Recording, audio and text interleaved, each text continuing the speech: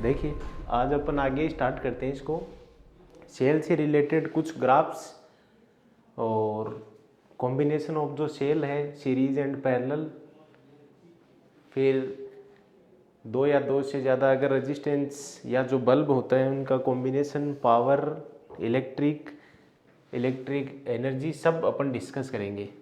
तो सबसे पहले अपन बात करते हैं कि अगर कोई सेल है, करंट थ्रू सेल,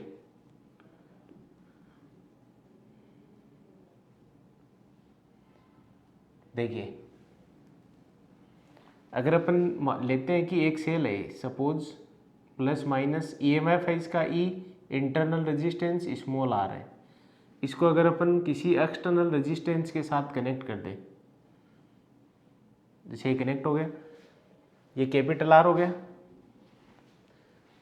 अब इसमें से करंट फ्लो हो जाएगा, ये करंट हो जाएगा आई, ये सीरीज में दोनों में करंट सेम ही रहेगा, तो इसमें वोल्टेज कितना आएगा, टर्मिनल आई स्मॉल आर आएगा। इसके दोनों टर्मिनल के बीच में वोल्टेज कितना आएगा, आई आर आएगा। ठीक है। अब इसमें अगर अपन इक्वेशन बनाएं कि कितना करंट फ्लो हो रहा है, कितना इंटरनल रेजिस्टेंस होता है, दो अपन ने फॉर्मूले बनाने हैं। तो इसमें एक बार आप KVL लगा दीजिए, मतलब इस तरह पूरा एक लूप बना लीजिए। यहाँ से स्टार्ट करो तो प्लस से माइनस की तरफ जाओगे, माइनस ई आ जाएगा। फिर करंट इधर से आ रहा है, आप उस साइड जा रहे हो तो प्लस आई आर आ जाएगा। फिर दोबारा इसमें प्लस आई आर आ जाएगा, इधर कुछ है नहीं रेजिस्टेंस, इक्वल टू 0 आ जाएगा। अपन को करंट का ही बनाना है, ई इधर ले जाओ तो आई कॉमन आ रहा है, आर प्लस आर और इक्वल टू में हो रहा है ई। क्लियर है। तो आई का जो वैल्यू हुआ वो हो गया E upon R plus R. इतना करंट फ्लो होता है किसी भी सेल से।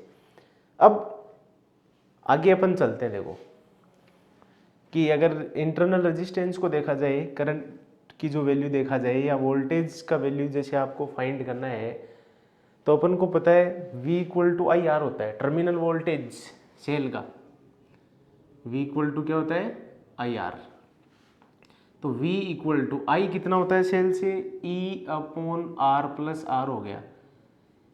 ठीक है। और इनटू में क्या हो गया, R। अगर इसमें कॉमन ले लें R, ताकि R से वो R कट जाए, तो ये हो जाएगा R upon R plus 1 into R. अब ये कैंसिल हो रहा है, तो V इक्वल टू हो जाएगा E upon 1 plus R upon R, terminal voltage. अब मैं इसमें एक ग्राफ प्लॉट करना चाहता हूँ दो, एक तो किस किस में, V एंड R में,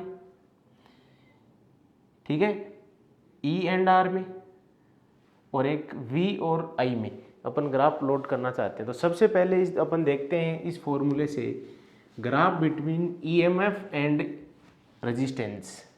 number 1, first graph between EMF and external resistance, capital R। तो इन दोनों में जो है वो कैसा ग्राफ बनेगा। EMF किसको बोलते हैं, EMF बोलते हैं अगर कोई सेल प्लस माइनस ये EMF अगर ये ओपन सर्किट में हो, किस में हो, ओपन में, मतलब यहाँ से ये सर्किट जो है वो ऑन नहीं हो, करंट फ्लो नहीं हो रहा हो, इसमें करंट की वैल्यू कितनी हो, 0 हो, तभी तो इसके दोनों टर्मिनल के बीच में जो वोल्टेज आएगा उसको क्या कहा जाएगा, E। तो कहने का मतलब EMF जो है सेल का वो एक्सटर्नल रेजिस्टेंस है, इस पर डिपेंड नहीं करता है। तो इन दोनों में अगर देखा जाएगा ग्राफ, तो वो इस तरह से बन जाएगा, ये हो जाएगा R, ये हो जाएगा E, और ये वैल्यू आ जाएगा।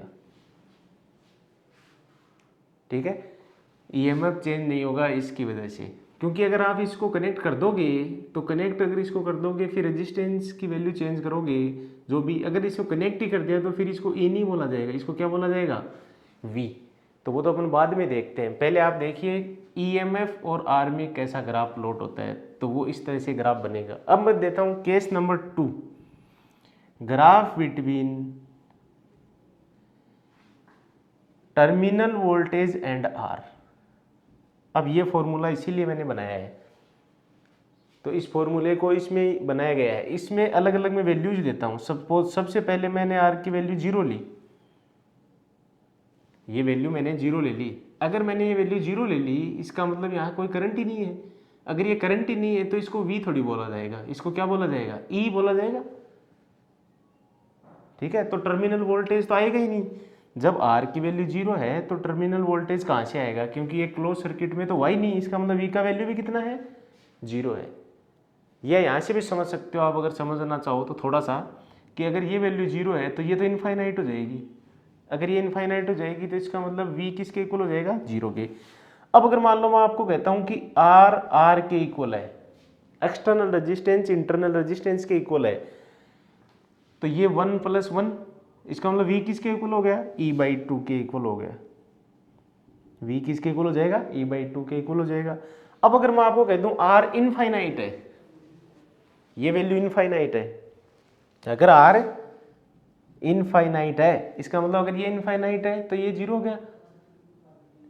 1 + 0 क्या हो जाएगा, 1, तो v किसके इक्वल हो जाएगा, E के। तो इन तीनों को आप देख के ग्राफ बना सकते हो, तो कोई प्रॉब्लम नहीं है, अपने पास ग्राफ हो जाएगा। ये तो ले लेना क्या, R, ये ले लेना V। 0 पे तो 0 0 है, कोई प्रॉब्लम नहीं है। R = जब R हो गया, या R = R हो गया, तो V जो है वो किसके इक्वल हो गया, E/2 के। मतलब यहाँ एक पॉइंट आएगा, पहला पॉइंट ये रहा, दूसरा ये रहा। अब R की वैल्यू जब इनफाइनाइट हो जाएगी, बहुत ज़्यादा हो जाएगी, जैसे मान लीजिए यहाँ है, तो V किसके इक्वल हो जाएगा, E के, मतलब इसका डबल हो जाएगा। तो एक पॉइंट आपके पास आगे आ जाएगा इनफाइनाइट पे, तो इस तरह से तो आएगा, ऐसा ग्राफ आ जाएगा। कर्व टाइप में आएगा, स्ट्रेट लाइन नहीं आएगी, इसे कर्व। तो ये 2 ग्राफ बन गए। अब मैं मान लीजिए आपको कहता हूँ कि graph third, graph between V and I, terminal voltage and current में अगर ग्राफ बनाना आपको, तो अभी मैंने एक इक्वेशन बनाया था, और वो इक्वेशन क्या था, -E इसी में था उधर, IR + IR = 0। इसको क्या लिख सकते हैं अपन, V लिख सकते हैं। तो -E + IR + V = 0, इन दोनों को उस साइड ले जाओ, तो V = क्या बन गया, E - IR। इसको मैं ऐसे लिख सकता हूँ, V = -IR + E। अब E तो कभी चेंज नहीं होता है, EMF तो सेम रहेगा, उतना ही रहेगा। V और I दोनों में क्या रिलेशन है, ये स्ट्रेट लाइन का इक्वेशन नहीं होगा क्या, क्या होता है स्ट्रेट लाइन के इक्वेशन में, देखो y = mx + c होता है। देखिए y = mx + c होता है। इसका इससे कंपैरिजन करो, तो अपन ग्राफ इन दो के बीच में बनाना चाहते हैं, एक तो I में और एक V में। इस पे मैंने V ले लिया, इस पे मैंने I ले लिया, ये 0 है। तो ध्यान से देखो, V = माइनस, तो V की जगह yx, मतलब y पे V हो गया, इक्वल टू में = हो गया, x की जगह क्या हो गया, I हो गया, इसका मतलब, और c कांस्टेंट है वो E हो गया कांस्टेंट। तो स्लोप कितना हुआ कंपैरिजन करने पे, m का वैल्यू कितना हुआ, -r हुआ। अब इससे आप क्या समझे, जैसे मैं आपको कहता हूँ I का वैल्यू 0 है, अगर I का वैल्यू 0 है तो V किसके इक्वल है, E के।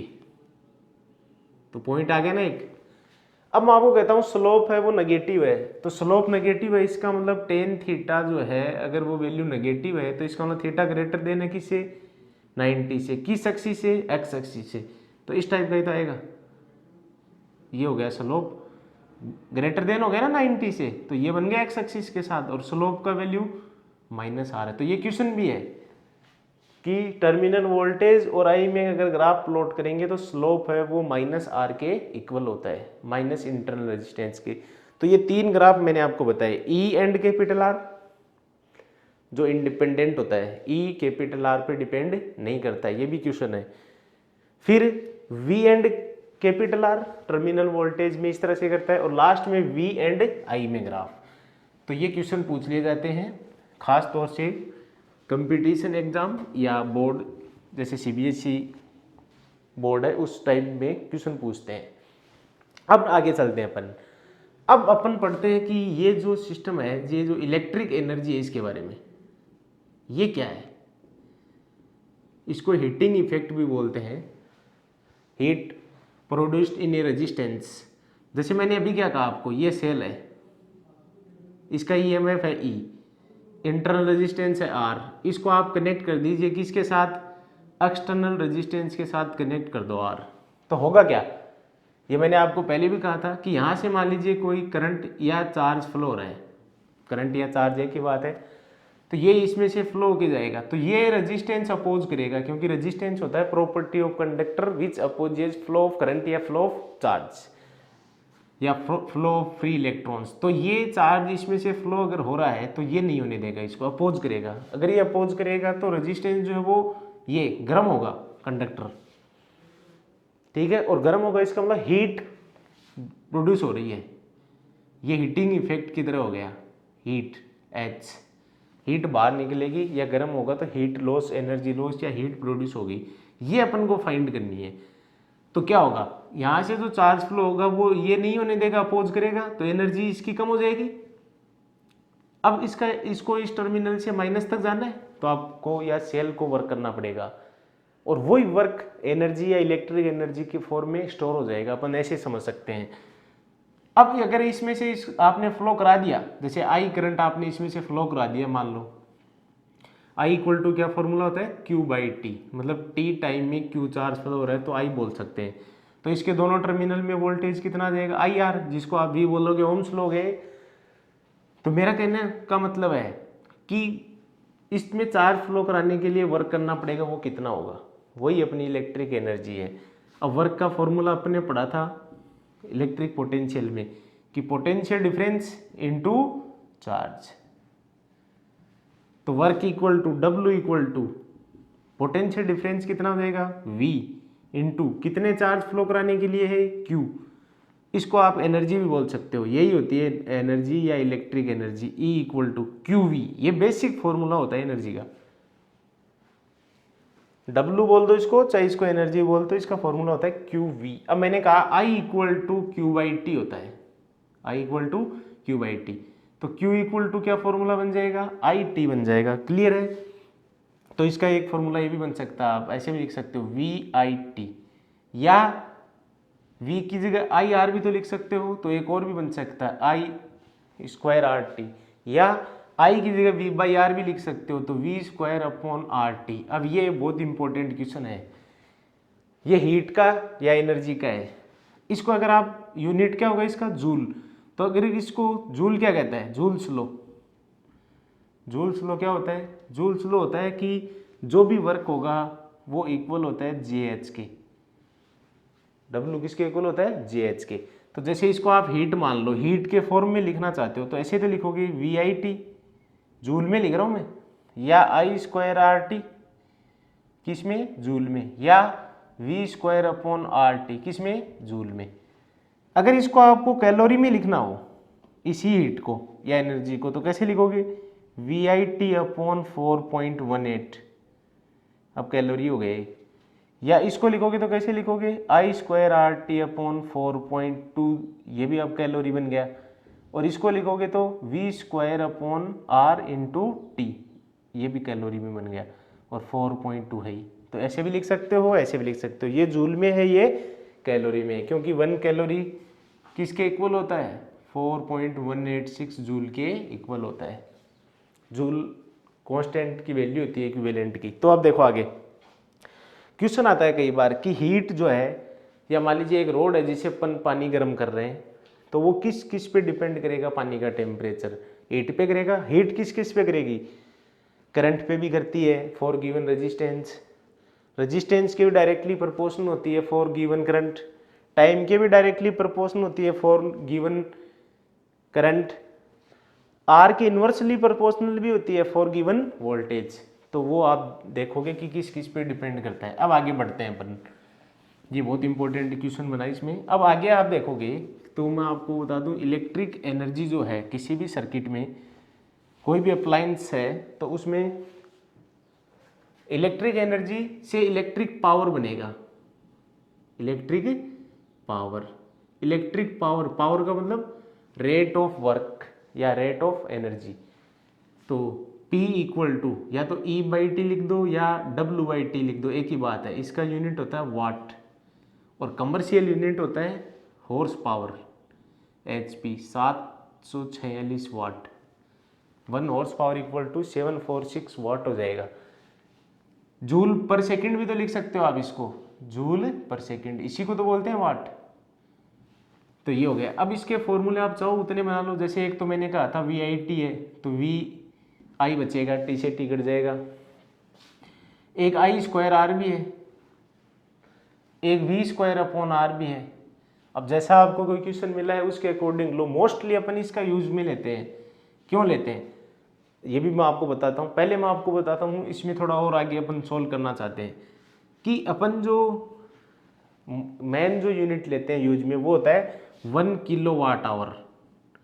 किलोवाट को वाट में चेंज करो तो वो हो जाएगा 1000। आवर को सेकंड में चेंज करो तो वो हो जाएगा 3600 सेकंड। अब ये मैंने क्यों किया चेंज, क्योंकि 1 kWh को मैंने वॉट इंटू सेकेंड में बदल दिया, और वॉट इंटू सेकेंड किसका यूनिट होता है, जूल का। तो इसको ऐसे भी तो लिख सकते हो आप 3.6 इंटू 10⁶ जूल। इसी को क्या बोलते हैं 1 यूनिट। जो इलेक्ट्रिक बिल होता है वो यूनिट के हिसाब से आता है। तो एक यूनिट किसके बराबर होता है 1 kWh या इतने के बराबर होता है। अब मैंने आपको वापस आओ यहाँ कि मैंने आपको कहा P = V²/R है। ये ज़्यादा क्यों यूज में होता है, क्यों, क्योंकि मोस्टली जो अप्लायंस होते हैं या सारे जो भी अप्लायंस होते हैं उन पे कुछ चीज़ें रेटेड होती हैं, लिखी हुई रहती हैं रेटिंग। जैसे आप कोई बल्ब लाते हो, मान लो मार्केट में से बल्ब लेके आए आप, या कोई हीटर लेके आए, कोई रोड लेके आए, तो उस पर सब पे रेटेड होगा। जैसे इस टाइप से रेटेड हो गया, जैसे मान लो 220 वोल्ट, 50 हर्ट्ज, 100 वाट। जैसे एक बल्ब लेके आए आप, उस पर लिखा हुआ है। इसका मीनिंग क्या है, इस चीज़ का मीनिंग समझो। इस चीज़ का मीनिंग है कि ये जो अप्लायंस है, ये जो बल्ब है, अगर उसको आप 220 वोल्ट से कनेक्ट कर दोगे जिसकी फ्रीक्वेंसी 50 हर्ट्ज है, तो पर सेकंड इतना एनर्जी कंज्यूम होगा 100 वाट, जिसको आप पावर भी बोल सकते हो। ये मीनिंग होता है इसका, ठीक है ना। तो अब इससे ये जो लिखा हुआ रेटेड, इससे आपको उस अप्लायंस का रेजिस्टेंस निकाल लेना है। मैंने क्या फॉर्मूला बताया था, P = V²/R बताया मैंने। तो इस रेटेड है, रेटेड मतलब स्मॉल r लगा देता हूं मैं, रेटेड और ये भी रेटेड है। तो इससे आप r निकाल लो। तो r का फॉर्मूला क्या होगा, V_2/P से निकाल लेना है। इसका यूज, ये सबसे ज़्यादा यूज इसका यही होता है। और वैसे पावर का फॉर्मूला भी यही होता है, P = V²/R। पावर का फॉर्मूला जो अप्लायंस के लिए लेते हैं, जो घरों में अपन यूज में लेते हैं, क्यों, क्योंकि जितने भी अप्लायंस होंगे उन सब पे ये दो चीज़ तो कॉमन रहेंगी, 220,50, 220,50, 220,50। चाहे आप कोई भी खरीद के ले आओ, जैसे हीटर लाए तो ये दो, क्यों, क्योंकि अपने वोल्टेज या सप्लाई जो होता है वो यही होता है 220 से 240 तक। तो जैसे दो हीटर लेके आए, मान लो एक H1 है, एक H2 है, दो हीटर हैं, इन दोनों पे लिखा हुआ है 220,50, 1000, एक पे लिखा हुआ है 220,50, 2000। तो इसका मतलब दोनों हीटर का रेजिस्टेंस अलग अलग है। जैसे दो बल्ब लाए, एक का है 60 वाट, एक का है 40 वाट, एक का है 100 वाट, तीन है, तो उन तीनों का अलग अलग रेजिस्टेंस आएगा। क्यों, क्योंकि सेम वोल्टेज पे वर्क करेंगे। वोल्टेज हमेशा सेम ही होगा, रेटिंग वोल्टेज। रेटिंग वोल्टेज की बात कर रहा हूँ मैं, न कि कनेक्टेड वोल्टेज की बात कर रहा हूँ। रेटिंग वोल्टेज की बात कर, रेटिंग वोल्टेज से आप रेजिस्टेंस निकाल लेना, ठीक है। अब आपको मैं समझाता हूं कि अगर दो या दो से ज्यादा रेजिस्टेंस कॉम्बिनेशन में हो, बल्ब ले लेते हैं अपन, combination of bulb, combination of bulbs. जैसे पहले मैं लेता हूं सीरीज, बहुत ध्यान से आपको समझना है, ये बहुत ही इंपॉर्टेंट चीज है। जैसे मैं मानता हूं कि मेरे पास दो बल्ब हैं, जैसे एक तो ये बल्ब है जो है B1, और इसके साथ मैंने एक बल्ब और लिया है, ये बल्ब है B2, कोई प्रॉब्लम नहीं है। इन दोनों बल्ब को मैंने सीरीज में कनेक्ट कर दिया है। अब मेरे को देखना है इस बल्ब का जो पावर है, मान लो वो P1 है, इस बल्ब का पावर है वो P2 है, इस बल्ब का रेजिस्टेंस है वो R1 है, इस बल्ब का रेजिस्टेंस है वो R2 है, इसका जो वोल्टेज है वो V है, इसका वोल्टेज रेटेड है, रेटेड, ये V और V ये सेम रहेगा। अब मेरे को इस टोटल पावर निकालना है इन दोनों पॉइंट के बीच में, सीरीज का टोटल पावर कितना होगा। तो देखिए सबसे पहले मेरे को बताओ इन दोनों रेजिस्टेंस का सम कितना होगा सीरीज में, RS, R1 प्लस R2 होगा कि नहीं होगा? क्लियर है? मेरे पास फॉर्मूला होता है कि P equal to V square upon R। अब अगर मेरे को सीरीज में निकालना है तो मैं S लगा दूं, कहाँ दिक्कत है? कोई प्रॉब्लम नहीं है। यही क्यों लगाया मैंने फॉर्मूला, I वाला क्यों नहीं लगाया? अपने आई स्क्वायर आर वाला या आई वाले फॉर्मूले क्यों नहीं लिए, VIT नहीं लिया, वो नहीं लिया, क्यों नहीं लिया? क्योंकि दोनों का वोल्टेज रेटिंग सेम होगा, इसीलिए यही लेना पड़ेगा आपको।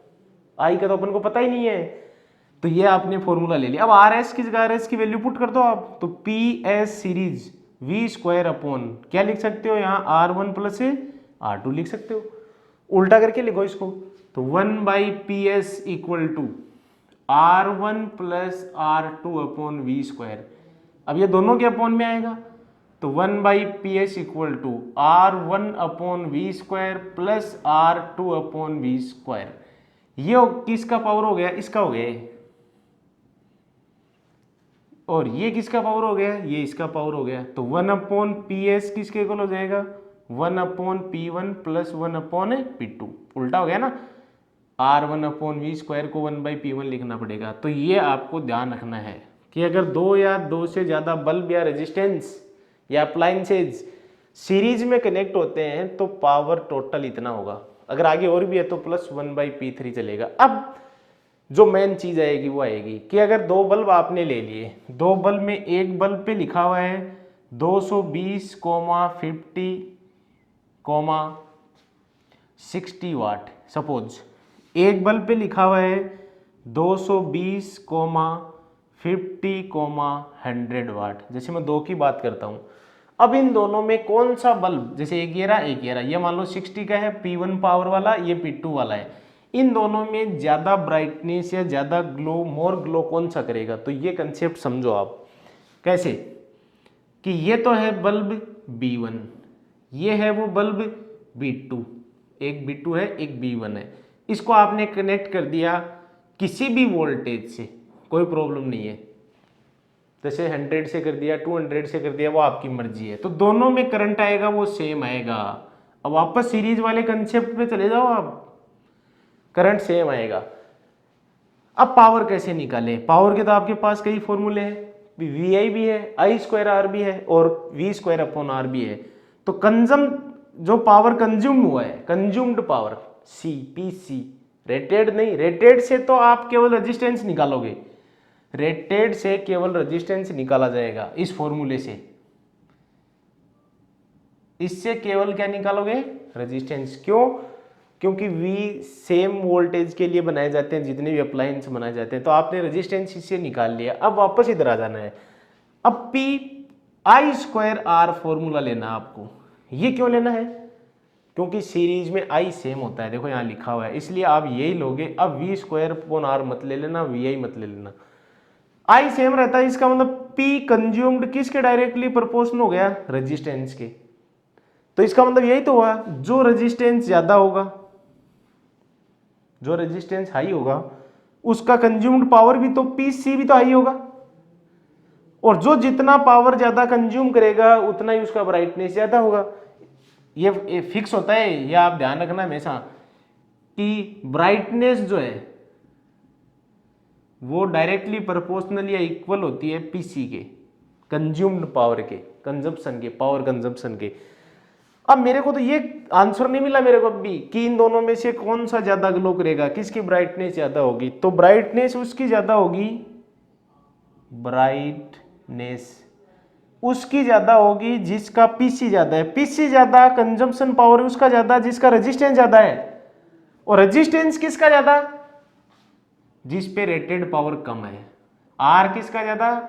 जिस पे P रेटेड कम है। तो मतलब कहने का मेरा कंसेप्ट क्लियर हो गया कि जिस बल्ब का P रेटेड PR कम है उसका R रेजिस्टेंस ज्यादा है, जिसका रेजिस्टेंस ज्यादा है उसका PC ज्यादा है, और कंजम्पशन अगर ज्यादा है तो उसकी ब्राइटनेस है वो भी हाई है। ये आपको बहुत ध्यान में रखना है और वो ही जल्दी फ्यूज होगा।